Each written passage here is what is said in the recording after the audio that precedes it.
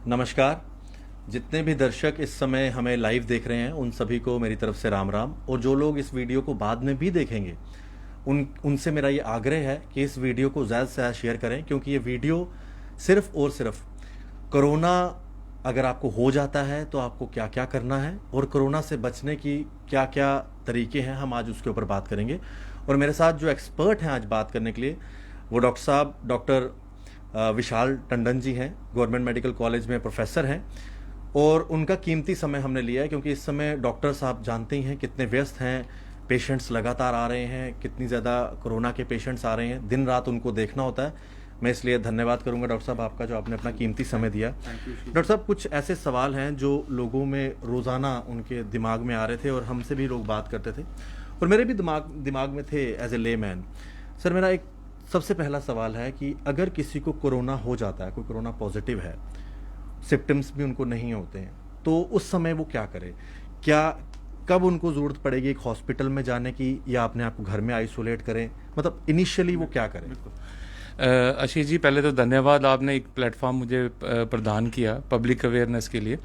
आपका जो पहला क्वेश्चन है बड़ा महत्वपूर्ण क्वेश्चन है, और मैं शुरू इस बात से करूंगा कि ये जो महामारी है ना, इसमें majority of the patient will remain asymptomatic. उनको सिम्टम नहीं आएंगे, सिर्फ टेस्ट के माध्यम से उनको पता लगेगा। जब कभी भी उनका टेस्ट किया जाएगा, अगर वो पॉजिटिव आते हैं, अगर उनको सिम्टम नहीं है, ये 3-4 चीज़ें उन्होंने अपने ध्यान में रखनी है। पहली बात तो आशीष जी ये है कि बड़ा सिंपल है कि अगर कोई खांसी नहीं है, ज़ुकाम नहीं है, बुखार नहीं है, बिल्कुल एक नॉर्मल आदमी की तरह वो मतलब अपना जीवन व्यतीत कर रहे हैं, और बीच बीच में अगर वो पॉजिटिव जानने के बाद अपने आप को अगर अपना ऑक्सीजन लेवल भी चेक करते हैं, वो अगर 95-96 से ऊपर रह रहा है, तो उनको बिल्कुल डरने की कोई ज़रूरत नहीं है। और मैं आपको ये आपके माध्यम से पब्लिक को मैसेज देना चाहता हूँ कि majority of the Covid patient जिनको कोविड टच करेगा, उनका अपना इम्यूनिटी सिस्टम इतना स्ट्रांग ऊपर वाले ने बनाया है कि वो उसको ओवरकम कर सकता है। तो इसलिए घबराने की कोई ज़रूरत नहीं। एंग्शियस होंगे तो आप, क्योंकि ये माइंड गेम है, एंग्शियस होंगे तो आप अंदर से वीक होंगे, आपका इम्यून सिस्टम वीक होगा, तो आप उसकी चपेट में ज़रूर आ सकते हैं। तो पहला बात, पहले अपना ऑक्सीजन भी देखिए। अगर वो 96% सेचुरेशन से 95% सेचुरेशन से ऊपर मेंटेन कर रहे हैं, कोई खांसी नहीं, कोई बुखार नहीं, कोई ज़ुकाम नहीं, तो कोई घबराने की ज़रूरत नहीं है। आप एसिम्टोमेटिक कोविड हैं। आप अपने मॉनिटरिंग करते रहिए और अपने डॉक्टर के साथ संपर्क में रहिए। कुछ मेडिसिन हैं जो बड़ी सिंपल साधारण मेडिसिन, क्योंकि इस पेशेंट को सिर्फ इम्यूनिटी बूस्ट करनी है, कोई सिम्टोमेटिक ट्रीटमेंट तो देना नहीं है हमें। तो इसमें गवर्नमेंट ऑफ इंडिया ने कुछ दवाइयाँ निर्धारित की हैं जो बड़ी इजीली वो मतलब अवेलेबल हो जाएंगी हॉस्पिटल से भी और बाहर से भी, जिसमें जिंक एक बड़ा प्रमुख इम्यून बूस्टर है। जिंक की टैबलेट्स लें सुबह शाम। इसी तरह एक टैबलेट आती है आइवरामेक्टिन, वो भी एक इम्यूनिटी बूस्टर है, 12 मिलीग्राम टैबलेट है। वो आपने एक रोज की 5 दिवस खानी है अगर आप एसिम्टोमेटिक या माइल्ड डिजीज के पेशेंट हैं। ये भी आराम से मिल जाएगी, तो ये नोट करें ज़रूर। अगर आपने लिख लें, मुझे पब्लिक से अनुरोध है कि लिखें ये मेडिसिन। उसके बाद विटामिन सी की टैबलेट 1500 मिलीग्राम पर डे खानी है, तो एक 500 की टैबलेट सुबह, दोपहर और रात को ये खानी है। कोई अच्छा मल्टीविटामिन, कोई भी अच्छा मल्टीविटामिन अपनी चॉइस का, क्योंकि अल्टीमेटली सबने एक जैसा काम करना है। अच्छा एंटीऑक्सीडेंट या मल्टीविटामिन मार्केट से आप ले सकते हैं और उसका सेवन डेली बेसिस पे कर सकते हैं। इसके अतिरिक्त अपने आप को आइसोलेट कर लें, अपने घर वालों से भी, उनको भी मतलब एक प्रेफरेबली कमरा हो जो अच्छा एरिएशन हो, वेंटिलेटेड कमरा हो, जिसमें आपका नेट टीवी चलता हो, ताकि आप परेशान ना हो अंदर। और दूसरी बात यह है, अटैच बाथरूम हो तो बहुत अच्छा है। और अपना खाने के लिए बाहर एक टेबल लगा दें, आपका खाना वहीं आ जाए, वहीं आप डिस्पोजल में अपना खाना खा के वापस रख दें। और जब आप डिस्पोज करें तो उसमें जो सबसे बेस्ट है कि उसमें जो मतलब सोल्यूशंस आती हैं, एंटीसेप्टिक सोल्यूशंस आती हैं, वो ज़रूर डाल लें उसके अंदर, ताकि आपका जो डिस्पोजल भी है वो एक बायोमेडिकल वेस्ट की तरह ना बिहेव करे और आगे संक्रमण ना करे। तो ये कुछ बड़ी इंपॉर्टेंट चीज़ें हैं जो आपने करनी है। और अपना ऑक्सीजन सेचुरेशन बढ़ाने के लिए प्रयत्न करें, जिसमें प्रॉन पोजीशन जिसको बोलते हैं, उल्टा होकर लेटना। ये जितनी देर आप लेटेंगे इंटरमिटेंटली, आधे आधे घंटे में अगर आप लेटेंगे, कुछ 2 घंटे का गैप डाल के, उसके बाद ब्रीदिंग एक्सरसाइज, इनहेल करना, एक्सेल करना, ये बीच में करते रहें जब आप अंदर हैं, जैसे लोम विलोम जिसको आप बोलते हैं। इससे आपका वायरस शेडिंग होती है।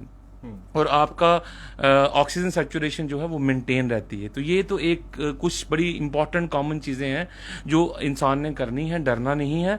और अपनी सैचुरेशन का ध्यान इसलिए रखना है कि आपकी डिजीज शिफ्ट हो सकती है, माइल्ड से मॉडरेट हो सकती है और नॉर्मल भी रह सकती है, तो उसके ऊपर ध्यान रखना है, परेशान नहीं होना है। अगर आपकी सैचुरेशन 93, एक नंबर याद रखना आपने, 95 पहले मैंने एक नंबर बोला, अब मैं 93 एक नंबर बोल रहा हूँ, इस नंबर को याद रखना है। अगर ये डिप करती है 93 तक आती है, उसके नीचे आना शुरू होती है, तो आपकी कैटेगरी इसका मतलब चेंज हो रही है। तो उसमें 3 चीज़ों का ध्यान देना है आशीष जी।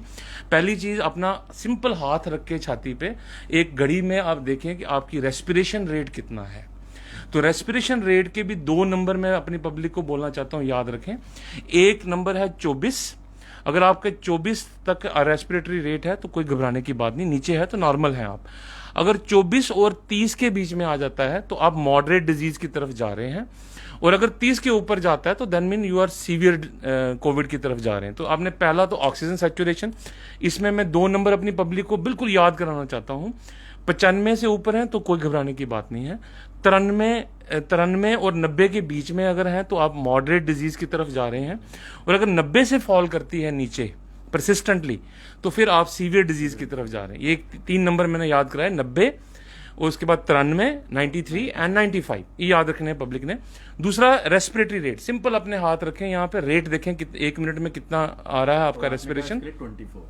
इसमें 24 नंबर एक नीचे है तो आप बिल्कुल नॉर्मल हैं, और अगर 24 और 30 के बीच में जाता है तो मॉडरेट डिजीज है, और 30 से ऊपर जा रहा है तो आप सीवियर डिजीज हैं। सर, ये जो 95 आपने सैचुरेशन बोली, ये कैसे मेयर करना है? ये आपने जो मुझे लगता है जो फर्स्ट पैंडेमिक जब हुआ, बड़े सारे लोग संक्रमित हुए, लोगों ने तो कईयों ने खरीदे, कईयों को हेल्थ डिपार्टमेंट ने प्रोवाइड करे ऑक्सीमीटर। सिंपल ऑक्सीमीटर जब हम लगाते हैं आशीष जी, इसमें भी लोग परेशान हो जाते हैं गलत तरीके से। नेल पॉलिश नहीं होनी चाहिए, कुछ बड़े इंपॉर्टेंट चीजें हैं।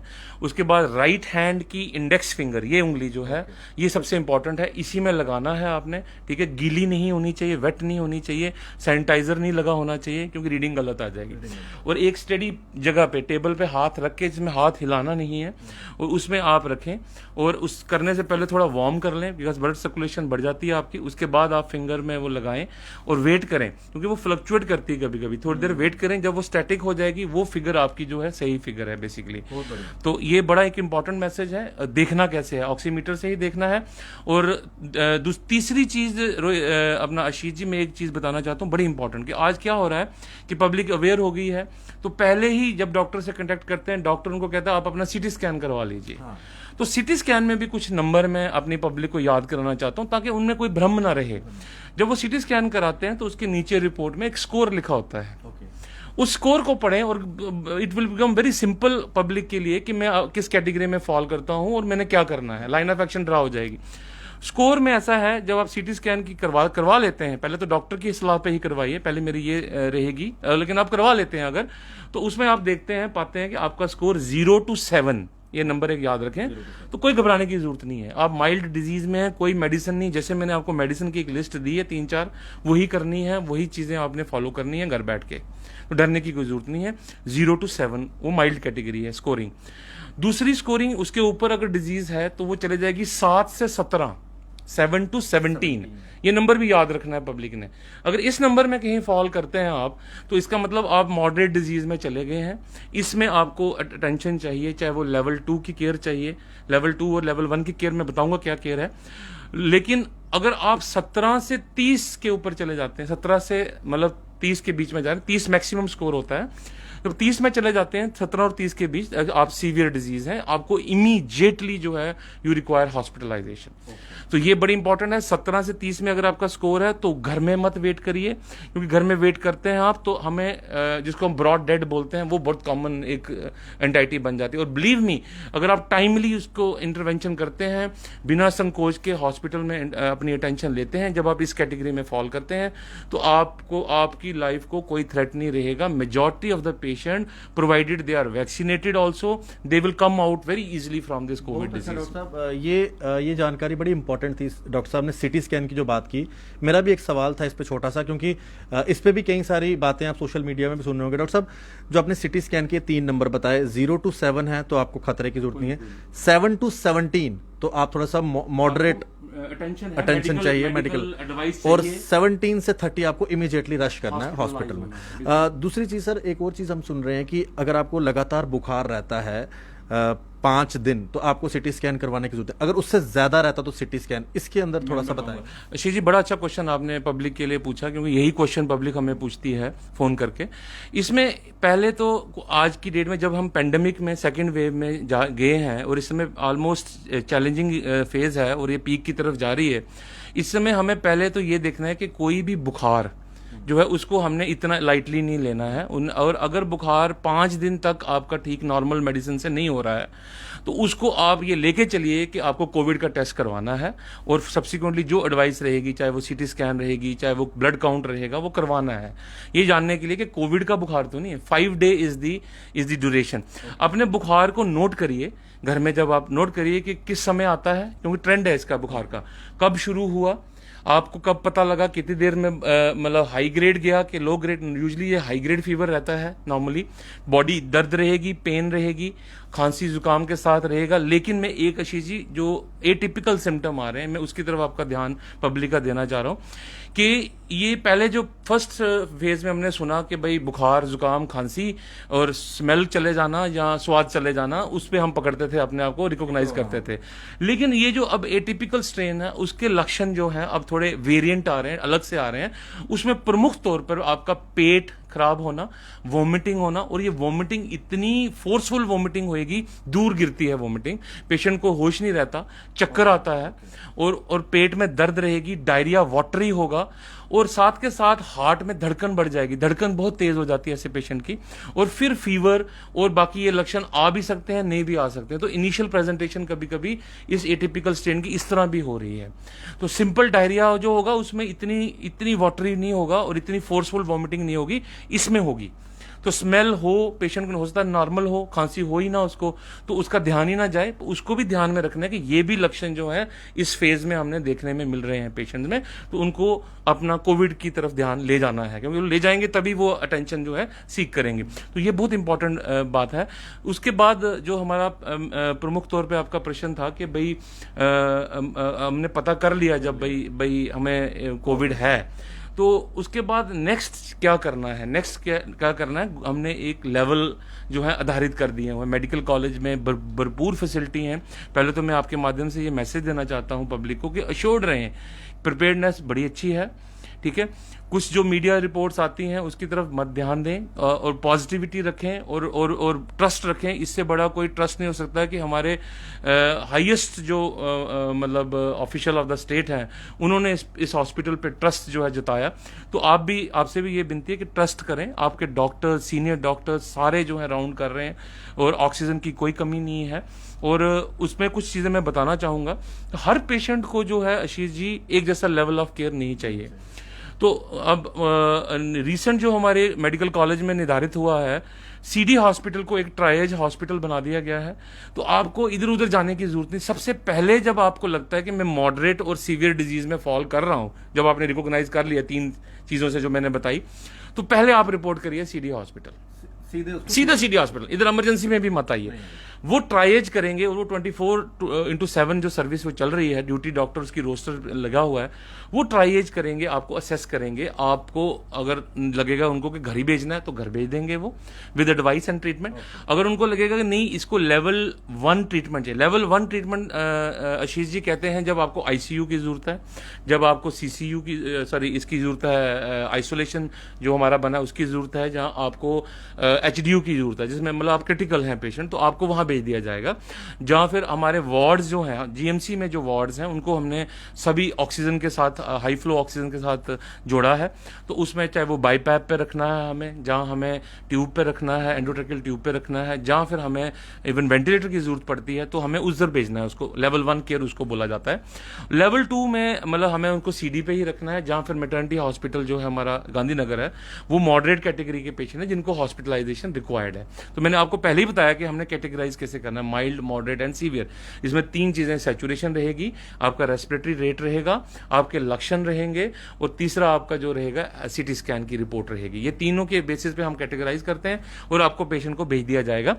और ऑक्सीजन के बारे में कुछ भ्रम है लोगों को, मैं वो बताना चाहता हूं। देखें, नॉर्मल तौर पे majority of the patient who will get admission will require simple oxygen. Simple oxygen, simple mask होता है, उससे ऑक्सीजन चाहिए इनिशियली। अगर आपके 90 से ऊपर आप मेंटेन खुद कर रहे हैं तो आप बिलीव करिए आशीष जी, ये मेरा पब्लिक को भी मैसेज है कि ऑक्सीजन ऑक्सीजन ऑक्सीजन इसके ऊपर मत भागिए, क्योंकि एक एंटाइटी है जिसको हम बोलते हैं ऑक्सीजन डिपेंडेंस, और एक बोलते हैं ऑक्सीजन टॉक्सिसिटी। मतलब आप ज्यादा ऑक्सीजन लेंगे, मतलब ज्यादा लेने की कोशिश करेंगे ये सोच के साइकी से कि भाई मेरे को ऑक्सीजन चाहिए, तो हो सकता है आप डिपेंडेंट हो जाएं उस ऑक्सीजन पे, तो वो गलत है। तो आपको ऑक्सीजन का भी एक अप्रोच है। पहले हम यूजुअली पेशेंट को हाई फ्लो पे रखते हैं, 15 लीटर फ्लो पे रखते हैं, फिर 10 पे लाते हैं, फिर 8 पे लाते हैं, फिर 6 पे लाते हैं, फिर मिनिमम जो है न्यूटन 2 पे लाते हैं, फिर उनको बीच बीच में हम गैप देते हैं, 2-2 घंटे 3-3 घंटे का चैलेंज देते हैं और ऑफ कर देते हैं ऑक्सीजन। देखते हैं ऑक्सीजन के बिना वो कितनी सैचुरेशन मेंटेन कर रहे हैं। अगर वो अच्छी सैचुरेशन 90 के ऊपर मेंटेन बिना ऑक्सीजन के कर रहे हैं तो खामखा ऑक्सीजन के पीछे मत भागिए, नंबर 1। और उसको बढ़ाने के एक नेचुरल साइंटिफिक तरीके हैं। मैं आशीष जी उस पर जोर देना चाहता हूं कि आप ऑक्सीजन सैचुरेशन खुद कैसे बढ़ा सकते हैं। जब आप 90 के ऊपर हैं तो आप घर में भी कैसे बढ़ा सकते हैं, साइंटिफिकली ये प्रूवन है चीजें। पहली चीज, प्रोन पोजीशन जो है वो बड़ी इंपॉर्टेंट है। एक तकिया अपने पैर के नीचे रखिए, एक तकिया अपने कमर पे रखिए और एक अपनी चेस्ट पे रखिए, और लंबी ब्रीथ करिए। अपने हाथ की पोजीशन ऐसे रख लीजिए, ऐसे रख लीजिए, जो आपको कंफर्टेबल है। ये हाफ एन आवर का टेन्योर होना चाहिए। फिर आप लेटरल पोजीशन पे आ जाएं, ऐसे साइड पे आ जाएं, फिर जब आप कंफर्टेबल हैं फिर ऐसे आ जाएं। इस तरह आप इंटरमिटेंटली 2 घंटे का गैप डाल के ये करें। आप अगर अपना पल्स ऑक्सीमीटर लगा के ये चीज करके देखते हैं, 90 के पेशेंट भी 95, 96, 97 पे जो है अपने आप पहुंचने लग पड़ती है इस प्रोन पोजीशन में। आप पूछेंगे इसके पीछे रीजन क्या है? रीजन ये है कि जो कोरोना है वो यूजुअली जो पकड़ता है वो लोअर लोब्स में जाके बैठ जाता है, तो अपर लोब्स हमारी अनअफेक्टेड होती है मेजॉरिटी ऑफ द पेशेंट। तो इस पोजीशन में आपकी अपर लोब जो है ऑक्सीजनेशन जो है वो ज्यादा करने लग पड़ती है, उससे आपकी सैचुरेशन बढ़ जाती है। तो ये एक बड़ी इंपॉर्टेंट एडवाइस है, इवन एडमिटेड पेशेंट को भी हम दे रहे हैं, घर में भी पेशेंट ये बढ़ा सकता है। लोम विलोम जिसको आप बोलते हैं, इन ब्रीथ आउट ब्रीथ, इन ब्रीथ आउट ब्रीथ, इससे बढ़ेगी आपकी सैचुरेशन। एरिएशन अगर आपकी है उससे बढ़ेगी। आप फ्रेश एयर में बैठते हैं थोड़ी देर, उसमें बढ़ेगी आपकी सैचुरेशन। उसके बाद डाइट का बड़ा रोल है। जैसे जो जिससे हीमोग्लोबिन बढ़ता है हमारा, वो डाइट, जैसे आपका सेब है, आपकी एंटीऑक्सीडेंट डाइट है, जैसे आपका कीवी है, जैसे आपके फ्रूट्स हैं, वेजिटेबल्स हैं, डेट्स हैं, आपके खजूर जिसको बोलते हैं, इनसे आपका आयरन बढ़ता है। आयरन बढ़ने का मतलब आपकी ऑक्सीजन सैचुरेशन आप बढ़ा रहे हैं। तो ये डाइट में इंक्लूड करें अपनी, इससे आपकी नॉर्मल घर बैठे जो है वो बढ़ेगी। इसके अलावा जो बड़ी इंपॉर्टेंट चीज मैं बोलना चाह रहा हूं जा रहा हूं, हाइड्रेशन। पानी में H2O, उसमें से ऑक्सीजन मिलेगा। जितना आप अपने आप को हाइड्रेट करेंगे आपकी सैचुरेशन बढ़ेगी। ये बड़ी इंपॉर्टेंट चीज है, और ऑक्सीजन बढ़ाने के लिए हाइड्रेशन करना बहुत जरूरी है। ठीक है, तो ये इंपॉर्टेंट चीजें हैं जो आप घर बैठे भी कर सकते हैं। डाइट में आप, एक और इंपॉर्टेंट चीज है, कार्बोहाइड्रेट अपने कम कर दें, जैसे आलू है, फ्राइड है, ये चीजें कम करें। प्रोटीन की डाइट को बढ़ा दें। प्रोटीन में चाहे एग्स हैं, दालें हैं, पल्सेस हैं, इससे आपकी अगेन, बिकॉज कार्बोहाइड्रेट में ऑक्सीजन की कंजम्पशन ज्यादा होती है बॉडी में, तो ये सब मेजर्स अगर आप घर करेंगे तो आप जो 90-92 वाला पेशेंट है वो ऑटोमेटिकली जो है 97 और 95 में पहुंच जाएगा। तो ये कुछ चीजें बड़ी इंपॉर्टेंट है, ये बड़ी वैल्यू एडेड बातें हैं जो मुझे लगता है पब्लिक में जाएं, और ये अगर इसको बहुत अच्छी बात है। अब सर एक बड़ा इंपॉर्टेंट चीज है जो आती है वैक्सीनेशन को लेकर। ठीक है, कई लोग हैं जिन्होंने अभी पहली डोज लगवा रहे हैं, कई अभी तक 2 लगवा चुके हैं। सेकेंड वेव के आने के बाद लोग भी अभी सोच रहे हैं कि वैक्सीन लगानी जरूरी है, कई भ्रमित कर रहे हैं लोग। अब मुझे आप इस चीज का थोड़ा सा क्लियर करें ऑडियंस को भी, वैक्सीन की कितना बड़ा रोल है। Because I am dealing with this programme, vaccination programme जो मेडिकल कॉलेज में है, आई एम इंचार्ज ऑफ जो एडवर्स रिएक्शंस होती हैं उसके इंचार्ज हूँ। तो मैं ऐसे बात नहीं बोलूंगा, मैं प्रमाणित और डाटा बेस्ड बोलूंगा। मैं एक एग्जांपल दूंगा। रीसेंट डाटा जो है, एक वार्ड में HDU में 31 पेशेंट हैं, रिसेंट 2 दिन पुराना डाटा बता रहा हूं मैं। उसमें हमने पाया कि 14 पेशेंट ऐसे थे जो मतलब वैक्सीनेटेड, डबल डोज वैक्सीनेटेड हैं, और उनमें एक भी केस में जो है मोर्टेलिटी नहीं हुई, मौत नहीं हुई। वो 14 के 14 केसेस नॉर्मल निकल गए। उनको डिजीज हुई, उनको कोमॉर्बिड कंडीशन भी थी, सिक भी थे, लेकिन वो बड़ी जल्दी 7-8वें दिन में ठीक होके चले गए। दोनों डोज ले चुके थे और 14 दिन उसके बाद उनको कहीं से इन्फेक्शन हुई। ठीक है, तो ये बड़ा एक अच्छा डाटा है। मैं बताऊं कैसे। इसमें एक चीज मैं क्लियर करना चाहूंगा आशीष जी, देखें वायरस है, मैं वैक्सीनेटेड हूं, डबल डोज वैक्सीनेटेड हूं, वायरस मेरा हाथ लग गया, मैं शादी में गया, मैं कहीं गैदरिंग में गया, मास्क नहीं पहना था, मेरे नाक में तो वायरस आ गया, मुंह में तो वायरस आ गया। वायरस, ये लोगों का कहना गलत है कि मैंने वैक्सीन किया मुझे फिर पॉजिटिव क्यों हो गया। भाई पॉजिटिव तो आप होंगे, अगर आपने अपना कोविड बिहेवियर नहीं फॉलो किया तो आप पॉजिटिव होंगे। नाक में इसलिए आ गया, लेकिन नाक में आने के बाद क्या उसने कुछ डैमेज किया अंदर, वो प्रश्न है।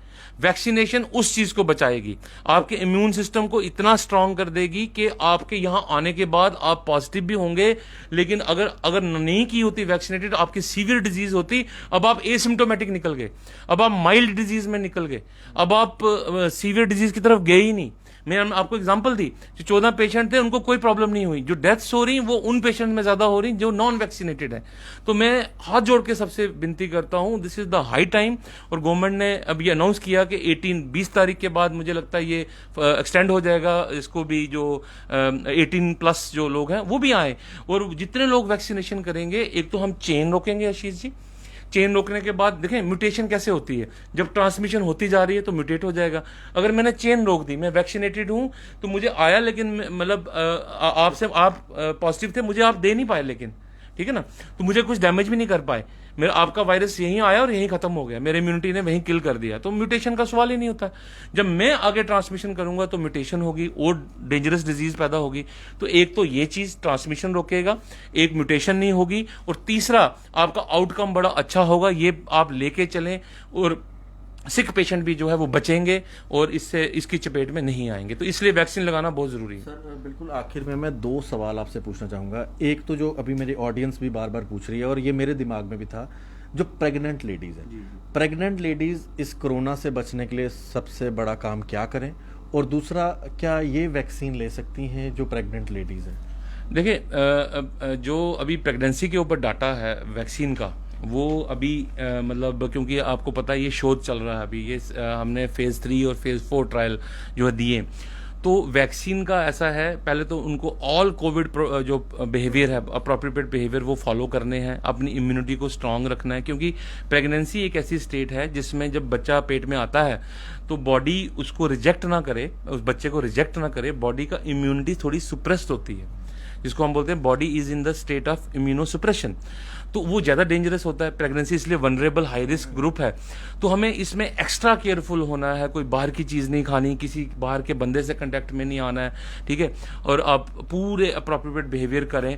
वैक्सीन का कितना रोल है वो अभी इस स्टेज में कहना उचित नहीं होगा, क्योंकि इसमें अभी कोई प्रमाण ज़्यादा नहीं है, ठीक है।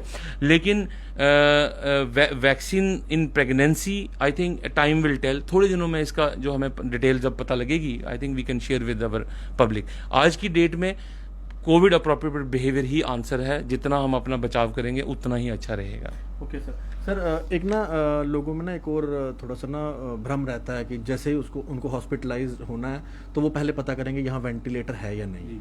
तो वेंटिलेटर कि कब जरूरत पड़ती है वेंटिलेटर, क्योंकि लोगों को रहता है कि भाई मैं बीमार हूं तो वेंटिलेटर चाहिए, और वेंटिलेटर वहां होता नहीं है, या होता है या मिलता नहीं है, तो वेंटिलेटर की कब जरूरत आन पड़ती है? मैं एक स्टैटिस्टिक्स दूंगा आपको, बड़ा अच्छा एक स्टैटिस्टिक्स है। मान लीजिए 100% लोग मतलब कोविड से इफेक्ट होते हैं, उसमें आप आशीष जी ये लेके चलें कि majority of the patient, majority जब मैं बोलूंगा तो 85% पेशेंट ऐसे होंगे जो माइल्ड और एसिम्टोमेटिक में निकल जाएंगे। तो इसलिए सबसे पहला मैसेज, डरो मत, आपकी इम्यूनिटी ऊपर वाले ने, खुदा ने इतनी अच्छी दी है, उसको और अच्छा इम्यून बूस्टर जो मैंने बताया पहले में शुरू में, वो खाएं लें तो इम्यूनिटी बढ़ेगी, आप आराम से इससे निकल जाएंगे। एंग्जाइटी मत रखिए, क्योंकि माइंड वीक होगा, इम्यूनिटी पे इफेक्ट होगा, स्ट्रांग रखिए, और बिहेवियर अपना कोविड अप्रोप्रिएट बिहेवियर फॉलो करिए। दूसरा जो 15% रह गए, 85 में से 15% जो रह गए, उसमें 10% ऐसे होंगे जो मॉडरेट डिजीज में फॉल करेंगे, मॉडरेट डिजीज में फॉल करेंगे, वो भी ठीक होंगे। मेजॉरिटी कोई 0.1% लोग होंगे जो चपेट में आगे ग्रेविटी में बढ़ जाएंगे। 5% patient will go into a sick category, and among 5% only 1% will require ventilator. 1% patient, मतलब 100 अगर बीमार होता है 1% को, तो वेंटिलेटर भरपूर है मेडिकल कॉलेज में, फंक्शनल है, कोई दिक्कत नहीं है। मतलब ये बिल्कुल भ्रम ना रखें। मेजॉरिटी पेशेंट जो इन 5% में जो मैं बात कर रहा हूं, जो सिक हमने बताए लेवल 1 में आएंगे, उनको सिर्फ उनमें से भी जो majority oxygen, simple oxygen mask will be required.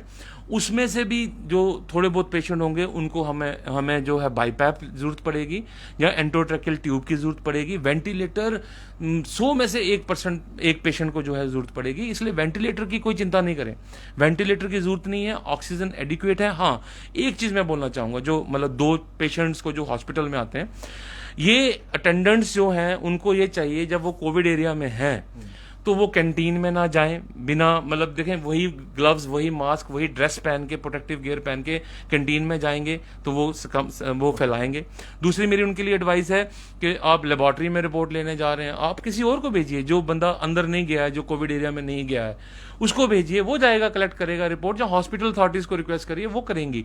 अगर आप इन एरिया में, ब्लड बैंक, एक्सरे वाले एरिया में आप वही कपड़े पहन के घूमेंगे, अटेंडेंट्स को ये चीज समझनी चाहिए कि आप औरों को भी रिस्क पे डाल रहे हैं। तो ये उनसे मेरी हाथ जोड़ के गुजारिश है, जब आप कोविड एरिया में आप अपने पेशेंट की केयर के लिए जाते हैं तो आप करें, नो डाउट पेशेंट की साइकोलॉजिकल केयर के लिए बड़ी इंपॉर्टेंट है आपकी प्रेजेंस, लेकिन आप इधर उधर रोम ना करें, हॉस्पिटल में घूमे ना, रेदर आप अपने किसी और अजीज को बोलें, वो जाएगा, जो बिल्कुल कोविड एरिया में गया ही नहीं है कभी, वो जाए रिपोर्ट, अगर किसी काम के लिए उसको जाना है, आपके लिए खाना लाना है, लेकिन आप मत घूमिए ऐसे फ्रीली जब आप पर्टिकुलरली आप कोविड एरिया में जाकर फिर वापस आए हैं, ठीक है ना।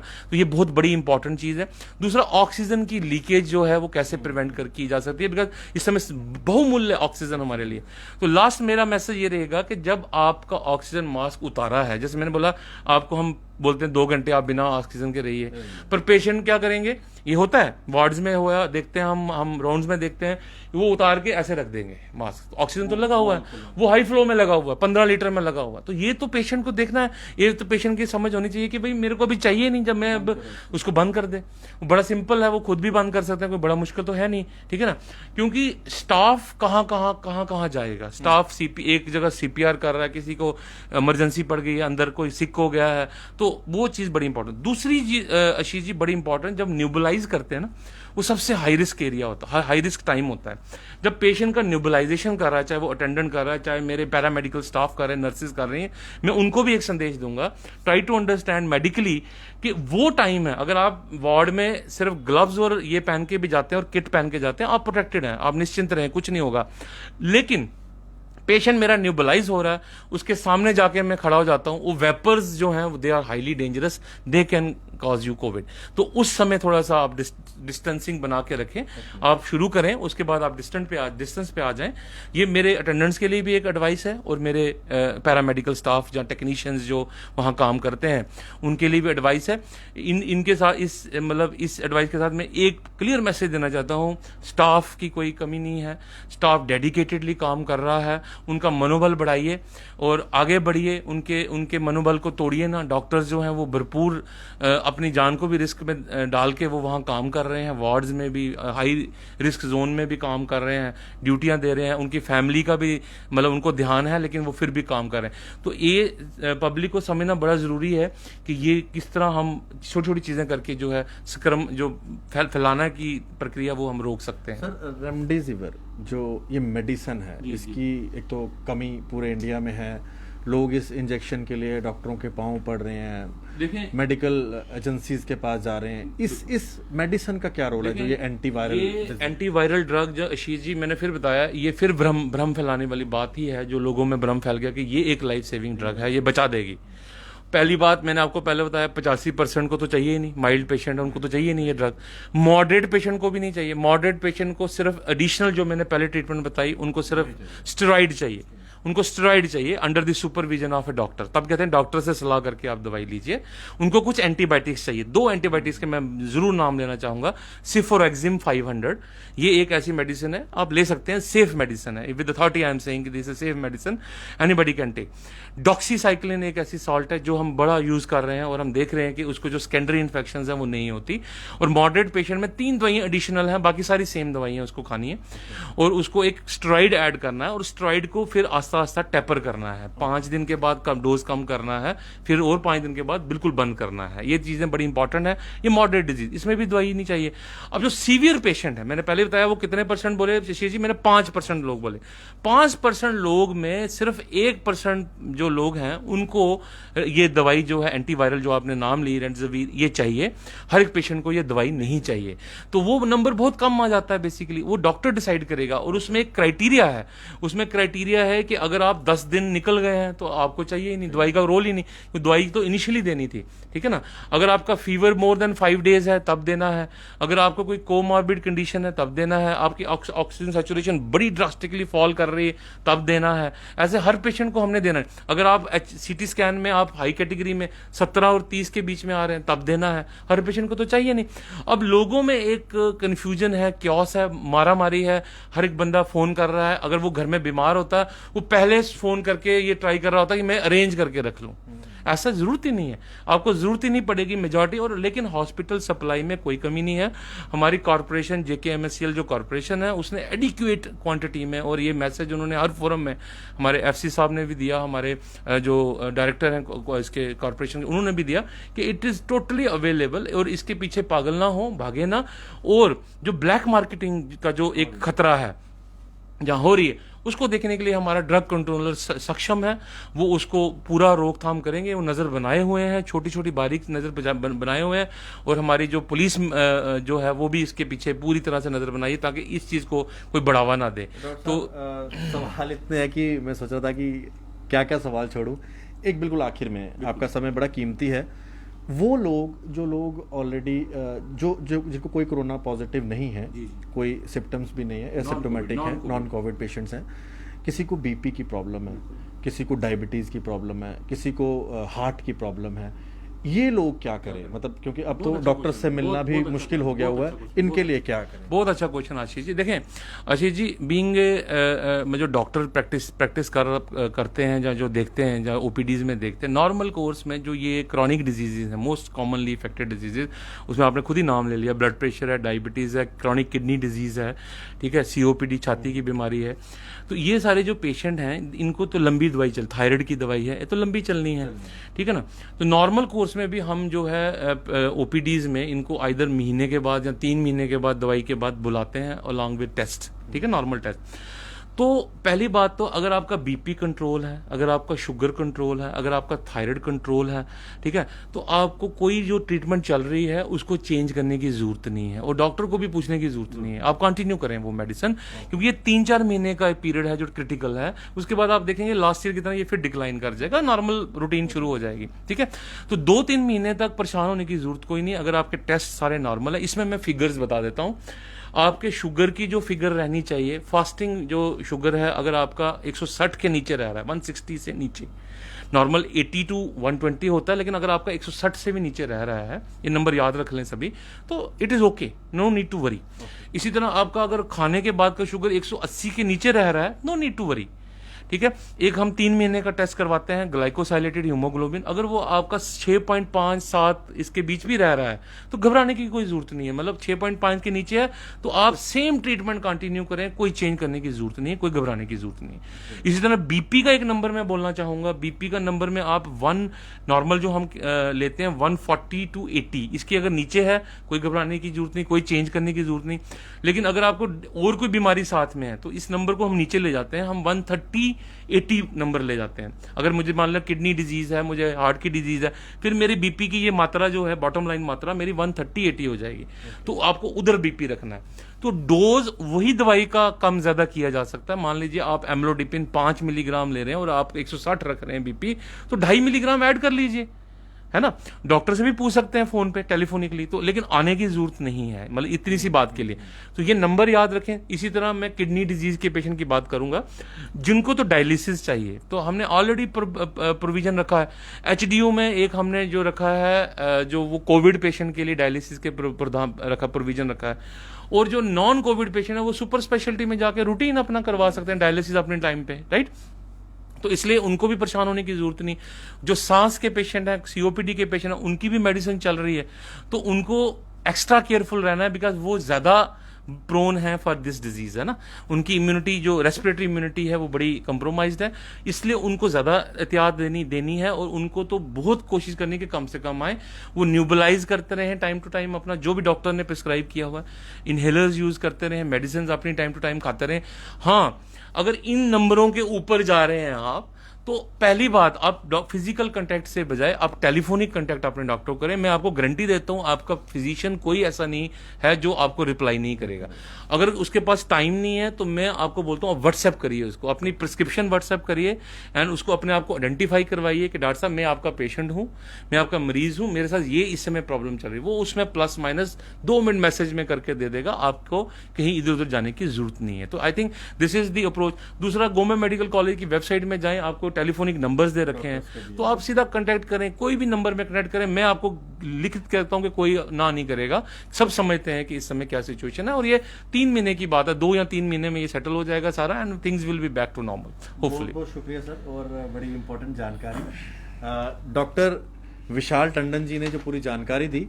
डॉक्टर साहब प्रोफेसर हैं अपने department of pharmacology government medical college Bakshi Nagar में, और एक बड़े ही काबिल डॉक्टर हैं जिन्होंने बड़े ही सादे तरीके से, सिंपल तरीके से आपको हर चीज़ का जवाब दिया है।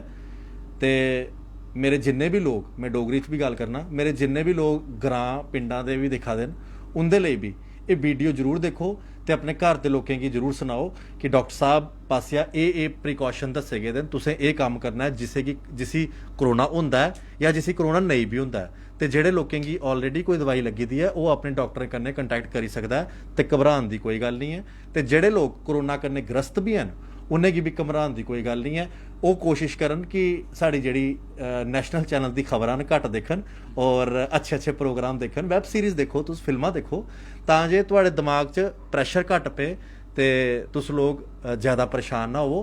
तो मैं पहले भी गल आखा दा हा कि जियां साढ़े फौजी लड़दे ना बॉर्डर उपर, असें वो फौजी बनिए इस कोरोना कन्नै लड़ना है। तुस लोग देखते रहो जेके मीडिया। डॉक्टर साहब बड़ा बड़ा शुक्रिया। डॉक्टर विशाल टंडन हुंदा मैं एक बार परतियै धन्यवाद करना कि गवर्नमेंट मेडिकल कॉलेज कोल इन्ने काबल साढ़े डॉक्टर हैं, ते इंदी लंबी उम्र होए, इंदे परिवार खुश रहे। बस ये डॉक्टर साहब जियां सेवा करा देन, तुस लोग बस कोऑपरेट करो डॉक्टर दा ते कन्नै कन्नै नर्सिस दा, जेह्ड़े पैरामेडिकल स्टाफ हैं हॉस्पिटल दा, हॉस्पिटल उपर विश्वास रखो। धन्यवाद। जय हिंद, राम राम।